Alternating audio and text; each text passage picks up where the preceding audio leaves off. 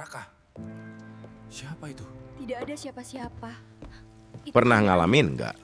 Kalian lagi deep sleep, nyenyak-nyenyaknya. Jam 2 pagi. Tiba-tiba, dari arah kamar mandi, terdengar suara keran air nyala sendiri. Shhh. Deras banget. Tapi pas kalian kumpulin keberanian buat ngecek, lantai kamar mandinya kering kerontang. Nggak ada setetes air pun.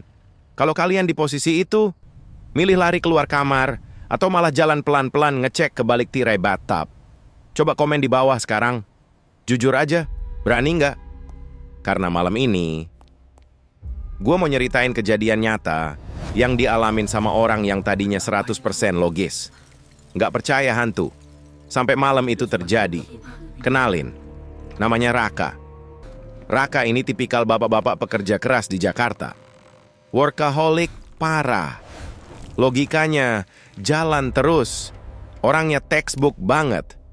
Buat dia, yang namanya setan, jin, penunggu, itu cuma ilusi otak yang lagi capek. Titik. Nggak ada kompromi. Tapi karena kesibukannya itu, Raka ngerasa bersalah banget sama istrinya Maya dan anak laki-laki mereka yang baru umur 5 tahun, Dika. Demi nebus waktu yang hilang, Raka akhirnya ngambil cuti dadakan. Dia bawa keluarganya liburan ke Bandung. Niatnya cari udara segar, ngilangin penat kota. Raka sengaja nggak milih hotel modern di tengah kota. Dia booking sebuah hotel tua bergaya kolonial Belanda di daerah atas yang agak sepi. Katanya sih heritage. Bangunannya megah, halamannya luas, dikelilingi pohon-pohon pinus yang tinggi-tinggi. Pas mobil Raka masuk ke pelataran parkir hotel itu, hawanya udah kerasa beda. Kalian tahu kan, hawa Bandung kalau sore emang sejuk. Tapi dingin di pelataran hotel ini tuh beda. Dinginnya agak nusuk ke tulang belakang. Brrr. Papi, hotelnya kok sepi banget? Dika, yang dari tadi cerewet di mobil, tiba-tiba peluk leher ibunya. Namanya juga hotel private, Kak. Biar kita bisa istirahat tenang. Jawab Raka santai, sambil nurunin koper. Maya cuma diam. Perasaannya agak nggak enak, tapi dia nggak mau ngerusak mood suaminya yang udah capek nyetir. Mereka dapat kamar 308. Posisinya di ujung lorong lantai 3. Lorongnya panjang, dilapis karpet merah tua yang warnanya udah pudar. Bau hotel ini juga khas banget. Campuran antara wangi pembersih lantai rasa pinus dan bau kayu lapuk yang lembab. Ceklek. Pintu kamar 308 dibuka. Kamarnya luas. Plafonnya tinggi banget khas bangunan Belanda. Dengan jendela kayu besar-besar yang tertutup gorden tebal. Raka langsung naruh koper besar mereka di dekat lemari. Pas dia lagi nunduk ngerapihin tas kecil Dika yang jatuh, matanya nangkep sesuatu. Di bawah kolong kasur utama, agak nyempil ke pojok, ada benda kecil. Raka berlutut, menjulurkan tangannya ke kolong yang gelap itu. Jari-jarinya menyentuh benda dingin berbahan logam. Raka menariknya keluar. Itu adalah sebuah tusuk konde. Ukurannya lumayan panjang, warnanya kuningan, tapi udah karatan, dan menghitam di beberapa bagian. Ujungnya tajam. Raka mengerutkan kening. Paling barang tamu ibu-ibu minggu lalu jatuh. Batinnya logis. Tanpa pikir panjang, dan entah dorongan dari mana, Raka malah masukin tusuk konde tua itu ke dalam kantong celana jeansnya. Dia niatnya mau kasih ke resepsionis nanti pas turun, takutnya ada yang nyariin. Tapi setelah itu, dia lupa. Benda itu tetap di kantongnya. Menjelang maghrib, suasana hotel makin sunyi. Maya mutusin buat turun ke lobi sebentar, mau minta ekstra handuk, dan nanya soal air panas untuk Dika mandi. Di lorong dekat lift yang sepi, Maya berpapasan dengan seorang bapak tua. Seragamnya porter hotel, tapi kelihatan kedodoran. Jalannya agak bungkuk, bawa sapu lidi. Maya senyum sopan sambil ngangguk. Bapak itu membalas senyuman Maya. Tapi kemudian langkah bapak tua itu berhenti. Dia menoleh pelan ke arah Maya, matanya menatap tajam, seolah bisa nembus ke dalam pikiran Maya. Suaranya parau, berat, dan pelan banget waktu dia ngomong, "Neng, kamar 308, ya?" Maya agak kaget, tapi ngangguk ragu. Iya, Pak." Bapak itu mendekat selangkah. Bau kapur barus tiba-tiba kecium kuat banget dari tubuh bapak itu. "Ingat ya, Neng," bisiknya. "Kalau malam nanti, tiba-tiba ada yang minta air di kamar mandi, biarin aja. Jangan ditengok. Dan apapun yang terjadi, jangan pernah buka jendela ventilasi di atas bathtub."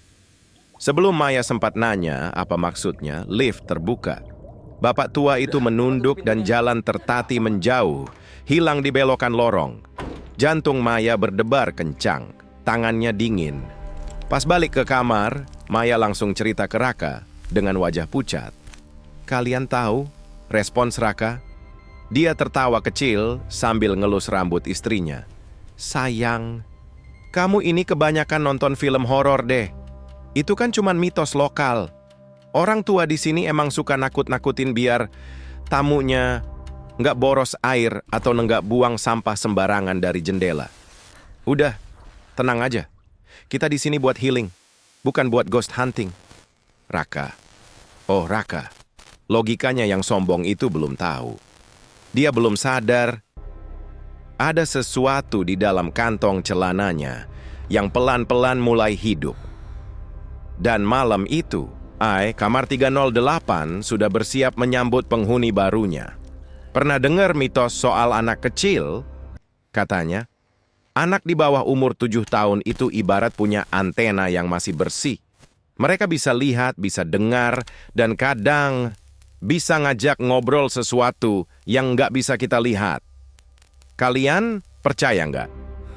Malam itu, jam dinding di kamar 308 nunjukin pukul 8 malam. Hujan rintik-rintik mulai turun membasahi kota Bandung. Hawanya nggak usah ditanya. Raka mutusin buat matiin AC kamar karena udaranya udah terlanjur dingin. Tapi anehnya, dingin di kamar itu bukan dingin sejuk khas udara pegunungan. Dinginnya tuh beda. Dingin yang nempel di kulit, bikin bulu kuduk di tengkuk berdiri sendiri tanpa alasan yang jelas. Kayak ada es yang ditempelin pelan-pelan ke leher belakang lo. Lalu mulailah ada yang aneh. Tiba-tiba aja ada bau yang lewat. Seliweran. Tipis, tapi kecium jelas. Wangi bunga melati. Wanginya manis, pekat banget. Tapi selang beberapa detik, wanginya berubah drastis jadi bau apek yang bikin mual. Kayak bau air selokan kotor yang menggenang lama di tempat gelap. Maya yang lagi nyusun baju di lemari langsung berhenti. Dia ngendus-ngendus. "Pah, kok bau aneh ya? Bau bunga. Terus jadi bau got." Raka, dengan segala logikanya yang selalu jadi tameng, langsung ngeles. Paling wangi pewangi ruangan hotel, kecampur bau pipa tua dari saluran air mah. Kan ini bangunan lama. Wajarlah, selalu gitu.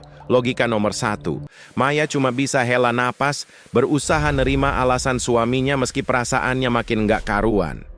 Sementara itu, Dika lagi asik main mobil-mobilan di atas karpet merah tua. Lagi seru-serunya main, tiba-tiba gerakan Dika berhenti total. Anak kecil itu berdiri. Dia jalan pelan banget ke arah pintu kamar mandi yang kebetulan kebuka setengah. Dika berdiri tegak di ambang pintu, diam. Matanya natap lurus ke dalam kegelapan area bathtub. 1 menit, 2 menit, sepi. Lalu, di tengah kesunyian kamar itu Dika tiba-tiba ketawa kecil. "Iya, Dika bawa mainan kok. Tante mau ikut main sama Dika?" tawarnya dengan nada riang. Dek! Darah Maya serasa berhenti mengalir. Dia yang lagi ngeberesin kasur langsung kaku. Matanya melotot ke arah anaknya. Jantungnya serasa mau copot. "Dika!" panggil Maya dengan suara bergetar. "Dika, ngomong sama siapa, nak?" Dika nengok ke ibunya. Wajahnya polos banget, nggak ada rasa takut sama sekali. Dia nunjuk pakai jari mungilnya ke arah pojok kamar mandi. Sama Tante Mi, tantenya berdiri di pojok situ. Tante nangis ya? Ah, rambutnya panjang. Tapi kok basah banget ya Mi? Netes-netes terus airnya. Ya Tuhan, perut Maya rasanya diaduk-aduk. Dia langsung lari, narik Dika menjauh dari pintu, meluk anaknya erat-erat. Pikirannya langsung melayang ke pesan bapak tua porter tadi sore. Kalau ada yang minta air, jangan ditengok. Raka yang baru keluar dari balkon langsung nyamperin. Ada apa sih, Ma? Kok teriak-teriak? Pa, pindah kamar aja yuk. Dika lihat ada perempuan di kamar mandi. Suara Maya udah setengah histeris. Tapi Raka malah menghela napas kasar. Dia ambil Dika dari gendongan Maya. Udah. Kamu ini jangan parnoan napas sih, Ma. Dika ini kecapekan di jalan. Biasa, anak kecil imajinasinya lagi aktif. Mungkin dia lihat bayangan Gordon atau handuk. Raka jalan ke arah kamar mandi, narik gagang pintunya, lalu menutupnya rapat-rapat. Brak. Tuh, ada yang gak ada apa-apa kan? Kata Raka tegas. Jauh di lubuk hatinya, Raka sebenarnya lelah. Dia menepi ke sudut ruangan, memijat pelipisnya. Gue cuma pengen liburan tenang, batin Raka. Gue kerja banting tulang buat bahagiain mereka, tapi kenapa malah jadi tegang gini sih? Istri parnoan, anak rewel, kerjaan di kantor juga belum beres. Raka merasa sendirian, seolah niat baiknya buat keluarga nggak dihargai. Tanpa sadar, tangan Raka masuk ke saku celana jeans yang tadi siang dia pakai dan sekarang disampirkan di kursi. Jarinya menyentuh tusuk konde berkarat itu. Aneh, besi tua itu kerasa dingin banget, sedingin es. Padahal udah berjam-jam masuk di dalam kantong celana. Bukannya dibuang, Raka malah ngerasa ada dorongan aneh buat terus nyimpen benda itu. Dia biarin tusuk konde itu di sana. Malam makin larut. Oh, jam di dinding menunjukkan pukul 11.45 malam. Maya dan Dika udah tidur pulas, berpelukan di bawah selimut tebal. Tapi Raka belum bisa tidur. Matanya masih nyalang natap langit-langit kamar. Suasana hotel sunyi senyap. Saking sunyinya, kalian cuma bisa dengar suara jangkrik dan gesekan daun dari arah pohon beringin besar di belakang hotel. Tepat jam 12 malam, tep. Dadah. Lampu tidur di nakas tiba-tiba kedap-kedip sedetik. Lalu, TV tabung tua yang ada di meja depan kasur menyala sendiri. Zey! Suara statik pecah membelah kesunyian. Layar TV itu cuma nampilin semut putih berisik yang menyilaukan mata. Raka kaget setengah mati, jantungnya memompa cepat. Dia buru-buru bangun, panik nyari remote TV di atas kasur. Takut Maya dan Dika terbangun. Dapat, Raka mengarahkan remote ke TV. Tapi, tepat sebelum ibu jarinya menekan tombol power berwarna merah, matanya terpaku. Layar TV tabung yang cembung itu memantulkan kondisi kamar di belakang Raka. Karena cahayanya redup terang dari efek statik, pantulannya jadi terlihat menyeramkan. Di layar itu, Raka bisa melihat dengan jelas pintu kamar mandi yang tadi dia tutup rapat. Perlahan-lahan terbuka sendiri. Berderit tanpa suara.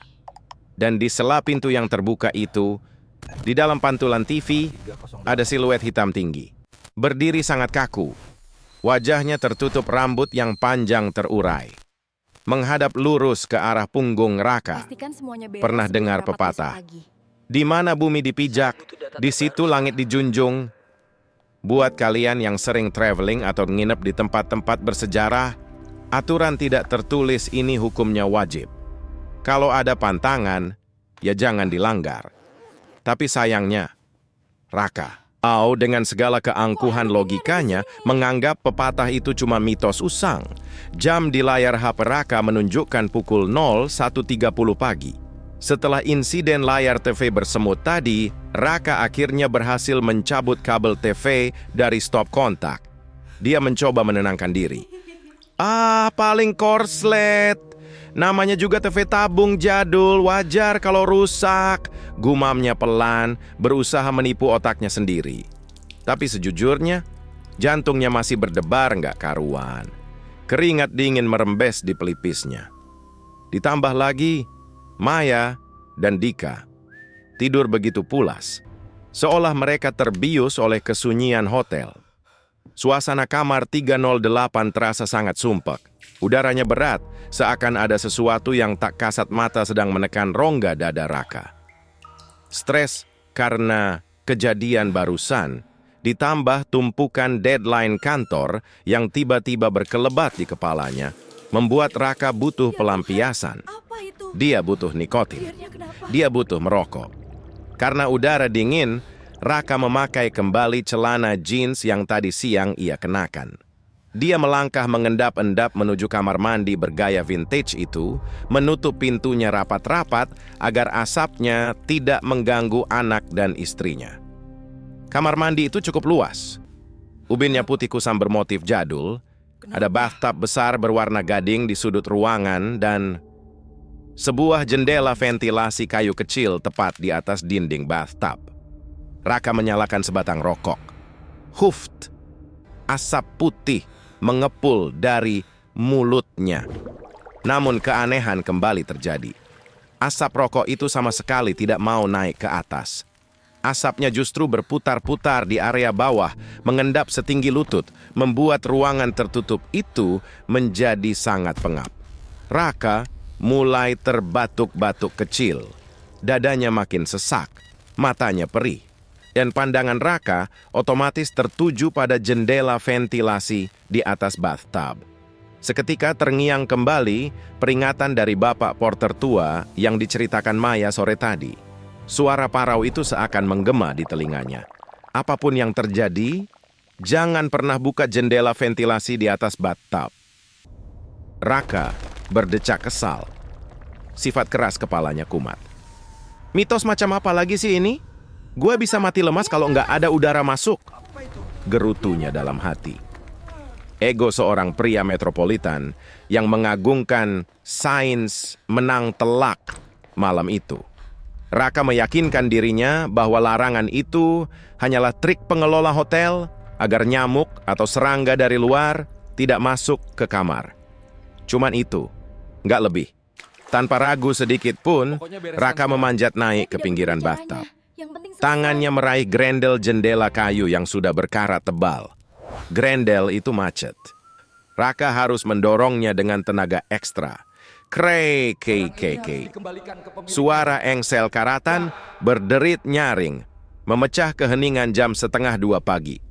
Jendela ventilasi itu akhirnya terbuka, menganga lebar menembus kegelapan malam. Coba kalian tebak apa yang ada di balik jendela itu. Tepat di luar, berdiri kokoh sebuah pohon beringin tua yang luar biasa besar. Saking besarnya, ranting dan daunnya yang rimbun hampir menyentuh dinding luar kamar mandi. Di tengah gelapnya malam, dahan-dahan pohon itu bergoyang pelan. Terlihat persis seperti jari-jari kurus panjang yang sedang mencoba menggapai masuk ke dalam kamar 308.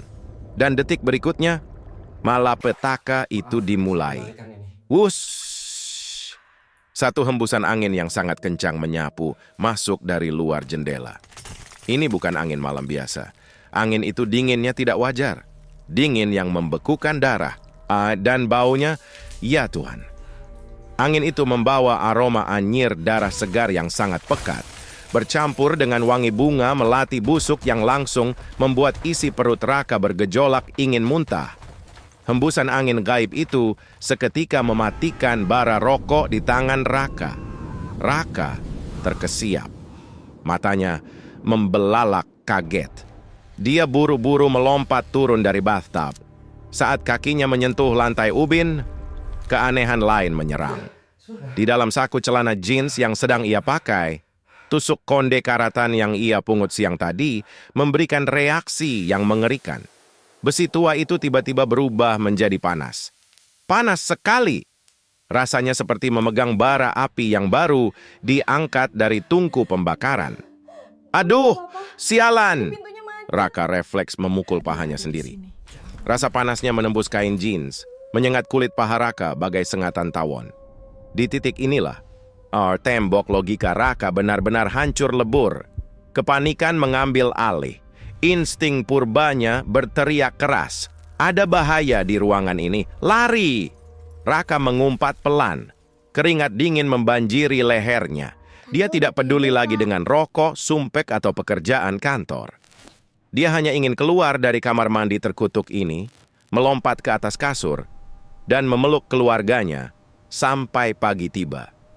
Kenapa dia tadi begitu sombong mengabaikan peringatan itu? Rentetan penyesalan mulai memukul batinnya. Raka berbalik badan dengan cepat. Tangannya sudah mencengkeram kuat gagang pintu kamar mandi. Dia bersiap menariknya dan lari keluar.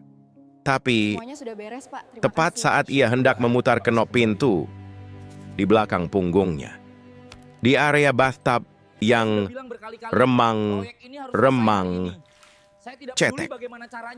Terdengar sangat jelas suara tuas shower diputar paksa secara perlahan. Lalu, disusul oleh suara yang akan membuat darah siapapun membeku. Air dari shower tiba-tiba menyala dengan volume penuh, sangat deras, menghantam dasar bathtub dengan suara bising yang menggema di seluruh dinding kamar mandi. Padahal, tidak ada siapa-siapa di belakang sana selain Raka. Napas Raka tertahan di tenggorokan. Tangannya kaku di atas gagang pintu. Dia berdiri mematung, sementara suara air itu terus menderu di belakangnya, seolah memanggilnya untuk menoleh. Coba kalian bayangin ada di posisi Raka detik itu. Tangan udah gemetar hebat, jari-jari udah nyengkram kuat gagang pintu kayu kamar mandi. Tinggal ditarik, terus lari keluar. Secara logika, itu hal paling gampang buat dilakuin, kan? Tapi, alam bawah sadar manusia kadang emang aneh. Semakin dicegah, rasa penasaran itu malah makin gila. Suara air shower di belakang punggung Raka makin menderu kencang. Pastikan tim lembur jika perlu. Deras banget. Persis kayak suara hujan badai. Suaranya menggema mantul ke dinding-dinding ubin yang sempit. Ada dorongan kuat yang memaksa leher Raka buat menoleh. Pelan banget. Kepalanya berputar ke arah belakang. Dan di sanalah tembok kewarasan Raka hancur tak bersisa. Air memang mengucur deras banget dari kepala shower. Tapi ada yang salah. Sangat salah. Air itu nggak mengalir turun ke lubang pembuangan Chong. Bathtub gading yang tadinya kosong itu kini penuh tergenang dalam hitungan detik. Dan airnya meluber hebat. Biar tumpah ruah ke lantai ubin tempat Raka berpijak. Bukan genangan airnya yang bikin jantung Raka seakan berhenti berdetak, tapi warnanya. Di bawah pendaran lampu kamar mandi yang tiba-tiba meremang kedap-kedip, air yang menggenangi sepatunya itu bukan air bening. Warnanya merah kecoklatan, kental dan berlendir. Bau anyir darah segar yang luar biasa pekat, bercampur amis bangkai ikan busuk, langsung menampar rongga hidung Raka. Perutnya bergejolak hebat, rasanya asam lambungnya naik semua ke kerongkongan. Suhu ruangan anjlok drastis. Kabut putih tipis mulai mengepul dari air merah di bathtub itu, menciptakan suasana yang bikin bulu kuduk merinding parah. Dan di tengah kabut dingin itu, berdirilah sesuatu. Sesosok figur perempuan. Tinggi, sangat kurus. Dia memakai gaun putih kusam. Atau mungkin dulunya putih, karena sekarang gaun itu penuh noda tanah kotor dan darah yang mengering. Gaun itu basah kuyup, menempel ketat di tubuhnya, yang anehnya terlihat membengkak di beberapa bagian. Sosok itu berdiri mematung membelakangi Raka.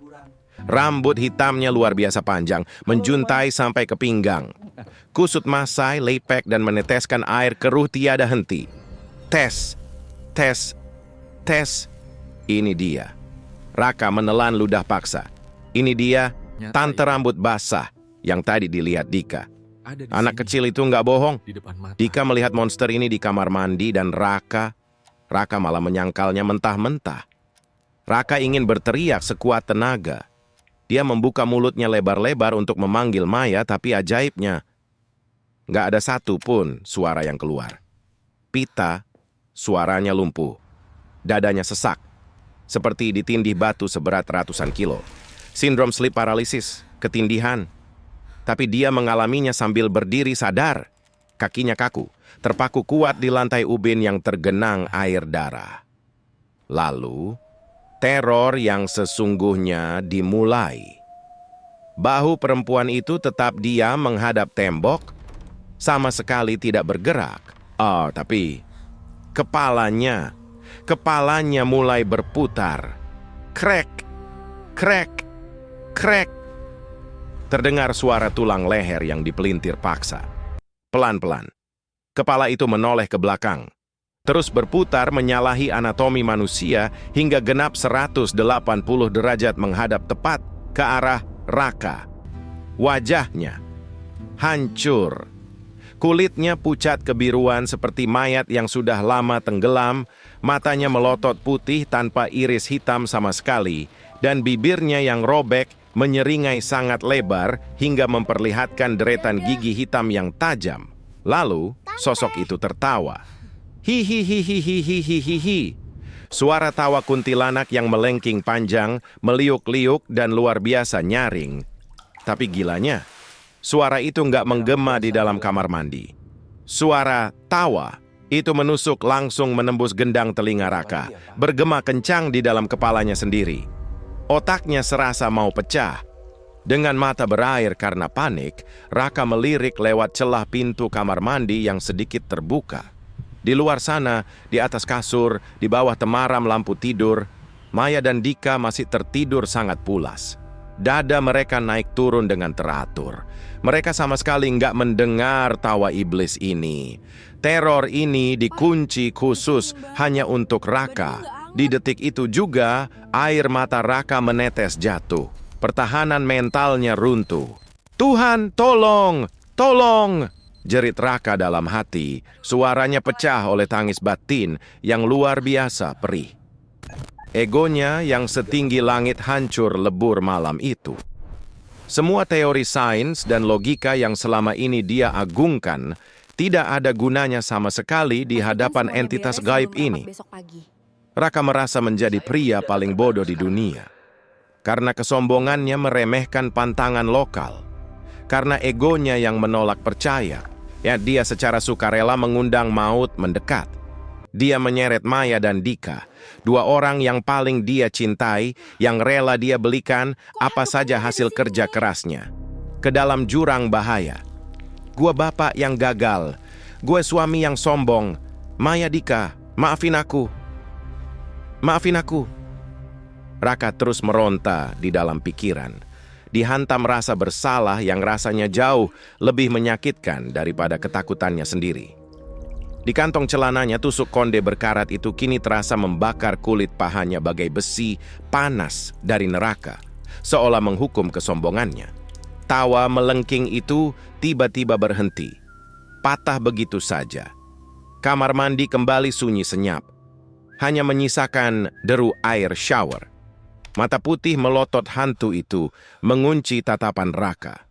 Seringainya menghilang, berganti dengan raut wajah marah yang mengerikan. Wus!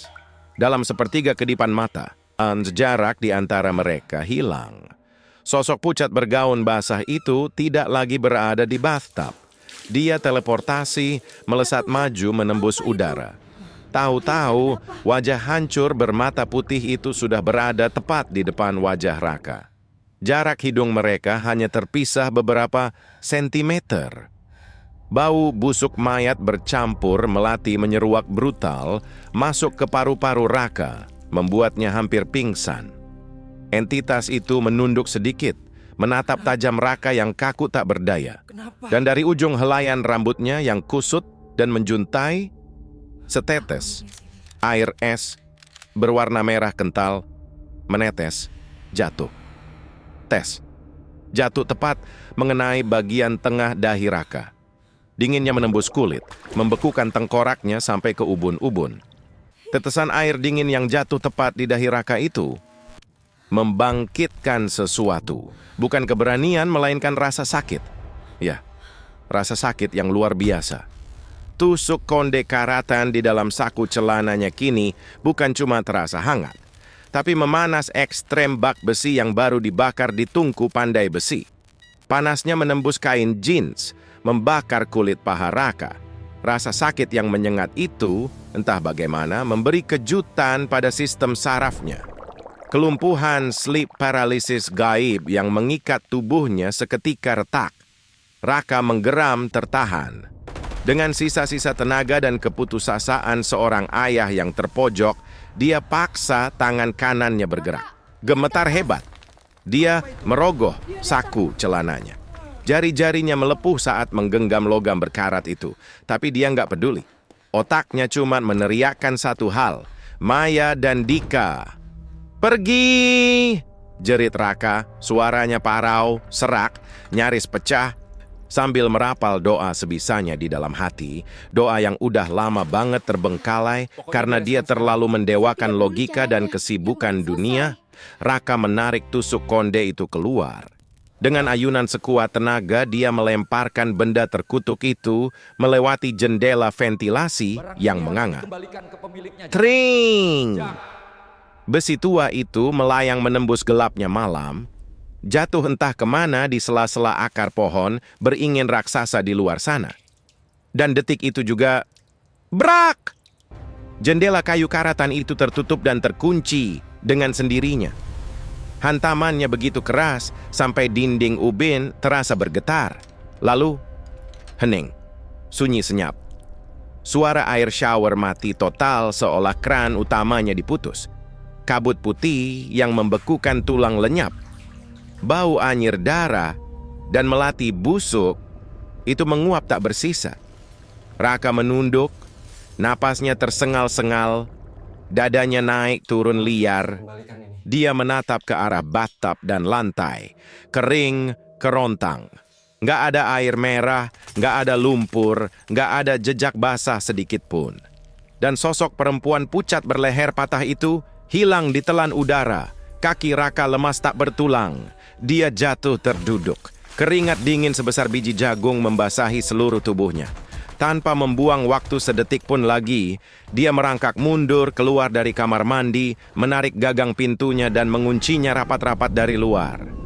Dia melompat ke atas kasur, masuk ke dalam selimut tebal, dan memeluk Maya serta Dika erat-erat. Sangat erat. Sepanjang sisa malam itu, Raka menangis dalam diam. Air mata penyesalan mengalir deras. Dia nggak tidur sedetik pun. Matanya terus berjaga menatap pintu kamar mandi. Bibirnya tak henti merapal doa perlindungan sampai suara azan subuh akhirnya berkumandang membelah dinginnya udara Bandung. Pagi harinya, cahaya matahari pagi menerobos masuk lewat celah gorden. Suara burung berkicau bersahutan. Kontras banget sama neraka yang baru aja dialami Raka semalam. Maya terbangun karena merasa sesak dipeluk terlalu kencang. Dia kaget melihat suaminya udah bangun, tapi wajahnya pucat pasi, matanya merah berkaca-kaca, dan badannya masih sedikit gemetar. "Pah, kamu? Kenapa? Udah tidur, Pak. Sakit?" tanya. Maya panik, menyentuh dahi suaminya. Raka nggak menjawab rentetan pertanyaan itu. Dia malah memeluk Maya makin erat. Pelukan yang beda dari biasanya. Pelukan rapuh dari seorang pria angkuh yang baru saja disadarkan bahwa dia hampir kehilangan segalanya. "Maafin Papa ya, Ma." Suara Raka bergetar hebat. "Selama ini Papa egois. Papa terlalu sombong. Papa terlalu sibuk ngejar materi sampai lupa. Kalau kalian berdua itu harta yang paling penting. Nggak ada gunanya semua logika dan uang Papa kalau kalian kenapa-napa." Maya terdiam bingung, tapi sentuhan suaminya terasa begitu tulus. Luka di hati Maya, karena sering merasa diabaikan, perlahan luruh pagi itu. Raka yang hangat dan family man telah kembali. "Iya, Pa. Nggak apa-apa. Ada apa sih sebenarnya?" "Nggak apa-apa." Raka memaksakan senyum, menyembunyikan teror, itu rapat-rapat demi kewarasan keluarganya. "Mulai sekarang, keluarga nomor 1. Kita packing sekarang ya. Kita check out pagi ini juga. Kita pindah ke hotel tengah kota aja yang lebih rame." Tanpa banyak protes, mereka membereskan koper. Raka setengah berlari menyeret barang-barangnya menuju lobi, menyelesaikan pembayaran, dan bergegas ke parkiran. Matanya awas menyapu sekitar, mencari si bapak porter misterius itu, tapi syukurlah. Orang tua itu nggak kelihatan. Mesin mobil menyala. Raka menginjak gas membawa mobilnya keluar dari pelataran hotel bergaya kolonial itu. Huft! Begitu ban mobil menyentuh jalan raya utama, Raka menghela napas panjang. Beban berat di pundaknya serasa terangkat. Alhamdulillah. Semuanya udah lewat. Anggap aja semalam itu mimpi buruk yang ngasih pelajaran hidup. Batin Raka menenangkan dirinya sendiri. Dia melirik Maya di kursi penumpang kiri, tersenyum lega. Mobil meluncur mulus menuruni jalanan berliku khas Bandung. Suasana di dalam mobil terasa hangat. Tapi ketenangan itu nggak berlangsung lama. Di kursi belakang, Dika yang sedari tadi asik memainkan mobil-mobilannya tiba-tiba berhenti. Anak kecil itu menempelkan wajah mungilnya ke kaca jendela mobil. Dia menoleh ke belakang, menatap lurus ke arah bangunan hotel yang perlahan mengecil tertutup pepohonan pinus. Tepatnya, menatap ke arah jendela kamar 308 di lantai 3. Dika mengangkat tangan kanannya. Dia melambai pelan. "Dadah!" ucap Dika riang dengan nada polosnya. Maya yang kebetulan menoleh ke belakang, mengernyit heran. "Dika dadah sama siapa sayang? Kan kita udah jauh. Nggak ada orang di sana." Di kursi kemudi, Raka terdiam kaku. Matanya refleks melirik ke arah kaca spion tengah. Jantungnya yang baru saja tenang, kembali berdegup kencang menghantam tulang rusuk. Dia melihat bayangan mata Dika dari pantulan spion. Dengan senyum tipis yang luar biasa polos, Dika menatap balik mata ayahnya melalui kaca spion itu. Lalu, bocah 5 tahun itu berkata, "Tante rambut basah bilang, 'Sampai jumpa lagi ya, Pak.' Cit, cit, cit, cit." Gimana menurut kalian? Apa sebenarnya tusuk konde berkarat itu? Apakah itu semacam pasak penahan roh atau malah undangan buat mereka? Dan yang paling penting, apakah sosok tante itu benar-benar tetap tinggal di kamar 308? Atau dia diam-diam ikut duduk di kursi paling belakang mobil Raka? Kadang ada hal-hal di dunia ini yang mending dibiarin jadi misteri. Nggak semua butuh penjelasan logis. Kalau kalian suka cerita malam ini, please tinggalkan komentar di bawah. Kasih tahu gue bagian mana yang bikin kalian paling merinding. Jangan lupa share ke teman kalian yang hobi nginep di hotel tua. Dan pastikan kalian udah subscribe, biar nggak ketinggalan cerita-cerita creepy selanjutnya. Oh ya, sebelum tidur malam ini, coba cek sebentar kolong kasur kalian. Siapa tahu, ada sesuatu yang nunggu buat dipungut. Sampai jumpa.